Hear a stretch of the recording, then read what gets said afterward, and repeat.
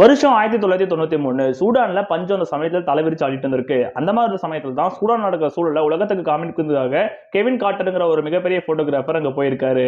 அவர் அங்க போட்டோ எல்லாம் எடுத்துட்டு அவரோட கேம்புக்கு திரும்பி போற சமயத்துல ஒரு குழந்தை உட்கார்ந்து இருக்கிறத பாக்குறாரு. அதுக்கு பின்னாடி ஒரு கழுகு ஒண்ணு நின்னுகிட்டு இருக்கு. இதை பார்த்த அவரு அதை அப்படியே ஒரு போட்டோவா கேப்சர் பண்றாரு. நியூயார்க் டைம்ஸ்க்கு அதை அனுப்புறாரு.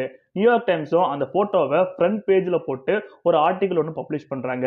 அந்த போட்டோ பப்ளிஷ் ஆகுது. உலக அளவில் அது ஒரு மிகப்பெரிய தாக்கத்தை ஏற்படுது. அதோட ஒரு மிகப்பெரிய பிரச்சனையா அந்த குழந்தைக்கு என்ன ஆச்சுங்கிற கேள்வியும் எல்லார் மனசுலயும் எழ தொடங்குது.